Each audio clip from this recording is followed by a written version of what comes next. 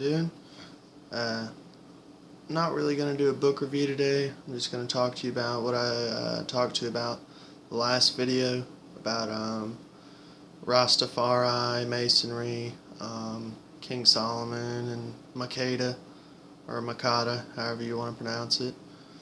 I did a book review on King Solomon and Queen of Sheba, and I do apologize on that video. It seemed like I was like scatterbrained, but honestly I'm new to YouTubing, so whenever I do actually, there's some more light, there we go, that's a little better. Whenever I actually do make a video, it's funny, like I got it all straightened out in my head, and then as soon as it starts recording, it's like,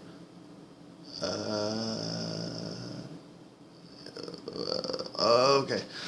But you know what I mean. I don't know. It's kind of an odd sensation. I'm a little bit of a hermit, and to have, the entire world watching in like 2 or 3 seconds, a countdown, it's a little odd. But I'm actually gonna read out of the last book I showed you last time, Signs of the Gods by Erich von Danekin. It's got some fragments of the Kebra nagast, which I spoke about a little bit. It's basically Rastafari text. They created their religion around the Bible and the Kebra nagast.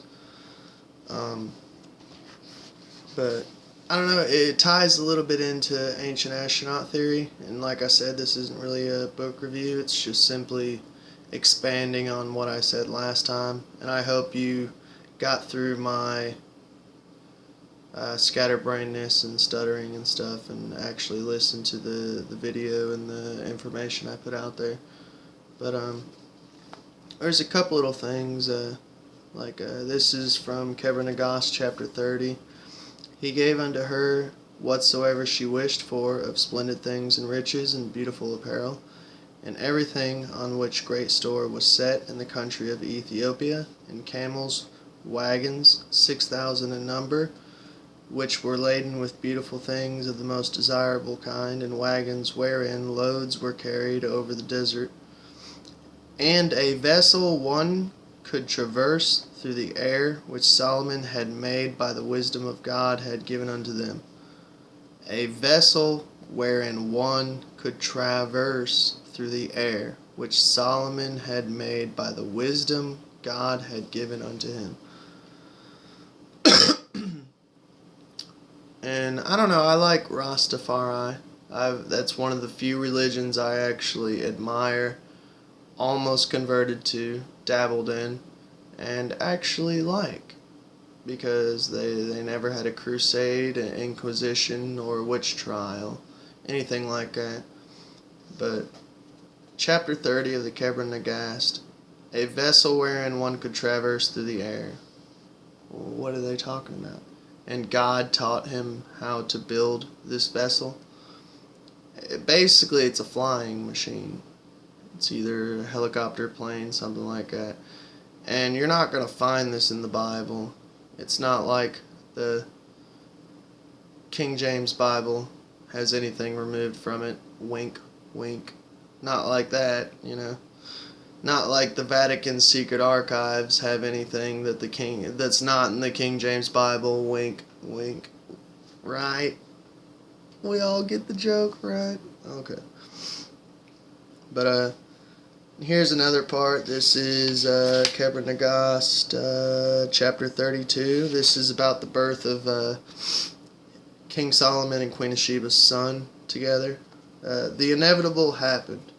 9 months and 5 days after her return, the queen gave birth to a son, whom she called Danekin. Danekin is the offspring of King Solomon and Queen of Sheba. Let's see. And this is when Israel's kind of in a... This is pretty much like a sequel to the last book I reviewed, Solomon and Queen of Sheba. which was a novelized version of their romance story, kind of like basically like a biblical romance novel. Kinky. But Balaam Lakem goes back to meet his dad for the first time. Solomon he doesn't even know, because Sheba never went back. They basically had their little love affair, and she made him struggle spiritually, and he impregnated her. Had a boy. But tells his son, let's see, and I will take the framework without, and I will take the framework without the pieces of wood thereof being fixed together, and I will have them put together. He tells his dad, Balaam Lakem tells his dad what he wants. He wants the Ark of the Covenant. And his dad, at this point, Israel is in disrepair, I guess, because this Solomon went to, basically in the Bible it says that Solomon strayed from the path of Jehovah, and Jehovah kind of left him, kind of like, well, you can do whatever you want, man.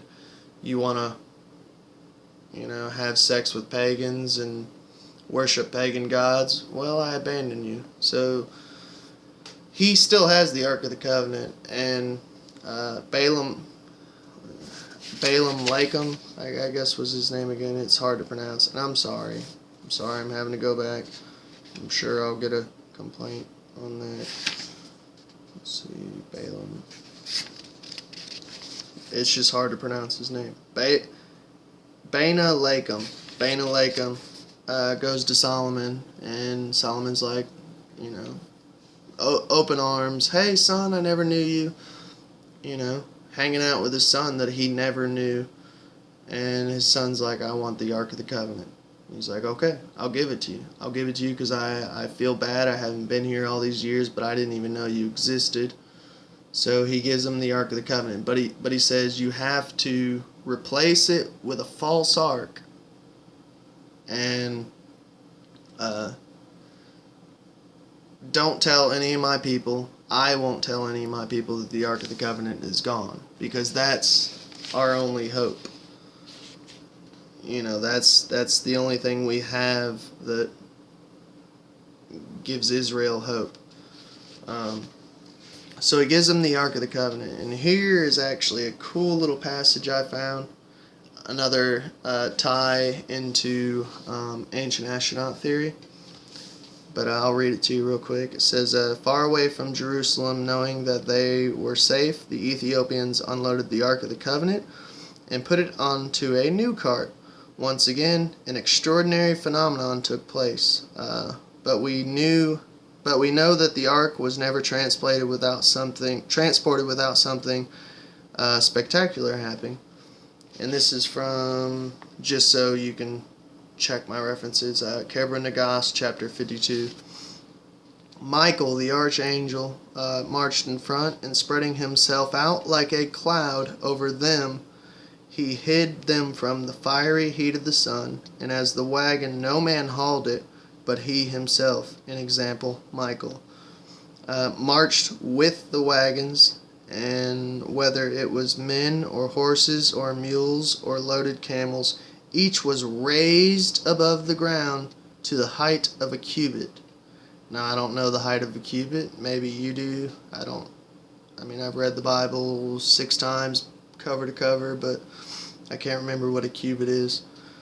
And all those who rode upon the beast were lifted up above their backs to the height of one span of a man, and all the various kinds of baggage were loaded on the beast, were raised up to the height of a span of a man, and everyone traveled in the wagon like a ship on the sea when the wind bloweth, so smoothly, pretty much. And like an eagle when his body glideth above the wind, thus did they travel.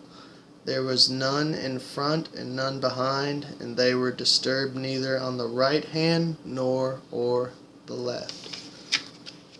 So basically, when they traveled with the ark, it was flying. Flying with Angels. Angels. And that's where the whole ancient astronaut theory comes into play is, are they angels, are they demons, or are they extraterrestrials, pretty much? And I don't really think that's stretching when your father has a flying machine and you're using angels and you're flying above the ground to transport the Ark of the Covenant, which could be a nuclear reactor. That's another thing I actually wanted to kind of get into. Graham Hancock. Check him out. I haven't read any of his stuff. I've only watched his interviews on Joe Rogan and stuff, which I like Joe Rogan podcast. Check him out, because he went to Ethiopia to like this little shrine church place that supposedly has the Ark of the Covenant, and all the monks and the little priests and stuff that protect it, they're all blind. They all have cataracts. And that's one of the things that the Bible talks about is you can't look at the Ark of the Covenant. And they describe it, they have it in this container. And you can't look at it, you can't touch it, or else you die, all your hair falls out, you go blind. Kind of sounds like nuclear waste or nuclear radiation, something like that. You ever watch somebody that goes through chemo, hair falls out? You know, you look at something super bright or something, you go blind. Like, me personally, I think we were granted with nuclear power way in the past, definitely. I mean, there's deserts right now on the earth with the entire deserts and stuff. Certain areas are sheets of glass, which we've dropped atomic nuclear bombs, and what is the result? Sheets of glass. How could that be there? You know, how could the Sumerians describe nuclear warfare before we created the nuclear bomb? You know, I don't think a lot of it's aliens. I think maybe that every now and then we click the restart button on the apocalypse. I don't think this is, you know, like we're living right now. And I believe in the Great Flood, but a lot of people don't. Graham Hancock does, which is why I'm telling you check out Graham Hancock. But I don't think, you know, I believe the meteor fell, the Great Flood. There's been multiple apocalypses in general, I think. I don't think this is the first time humans have lived on the earth. I think there's been multiple times that every now and then something natural, or we do it, we just click the reset button and have to start from scratch. I think there's been tons of lifetimes before us, and they've just took themselves out. And I believe that with Mars too, that it was inhabited and stuff, and they probably honestly just killed themselves with nuclear warfare. That's why there's nothing there. They clicked the reset button and nothing resetted until we inhabit it. But I was going to read one last little passage on this Kebra nagast. Let's see. It is... Oh no, that's not Kebra nagast. Mother Makeda handed over the throne to her successful son, who was known as King Menelik. From there on, he became the founder of the new Ethiopian dynasty. The Ethiopian Constitution of 1955 still says in Article 2, parentheses 17, the royal dignity shall stem from all eternity from the same family line which runs uninterruptedly from the dynasty of King Menelik I, son of the Queen of Ethiopia, the Queen of Sheba, and King Solomon of Jerusalem. Pay attention. The nagast of Abyssinia, Emperor Haile Selassie of Ethiopia, banished in 1974, traced his dominion back to Menelik. The Ethiopian monarchs sometimes call themselves kings sometimes emperor, sometimes king of kings, convinced that they are superior to all other rulers and under the protection of the Almighty God, thanks to the invincible power of the Ark of the Covenant. So, that's deep stuff. Gets into Ark of the Covenant. The royal heir to the throne, Emperor Haile Selassie, which is basically the Rastafari, I believe, is Jesus, pretty much the Messiah. Not Jesus, but Haile Selassie is the actual Messiah. I dabbled in it. I thought about it for a little bit, and the thing that turned me off was the whole worshiping Jehovah. And I don't know. You can be a Christian, you can be whatever religion you want to, but when it comes to looking at the stuff Jehovah did in the Old Testament, it's kind of like, this guy's a little crazy. And honestly, you can be a Christian. A lot of Christians go, well, that's the Old Testament, or that's his dad. Well, there's no way to the Father but through me, I think, is what he said. So, he still loves his dad. He still follows his dad's rules. But, I don't know.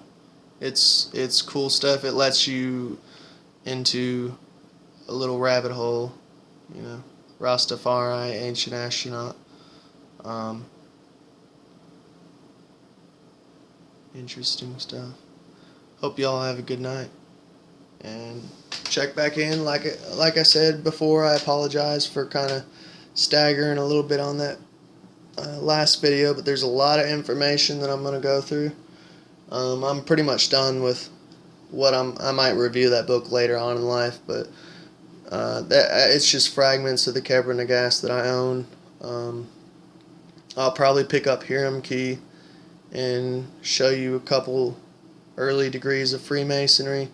Like I said, it's not the actual exact degrees because you can't tell everything, but it's written from a Freemason. It's Freemason literature. Stick with me.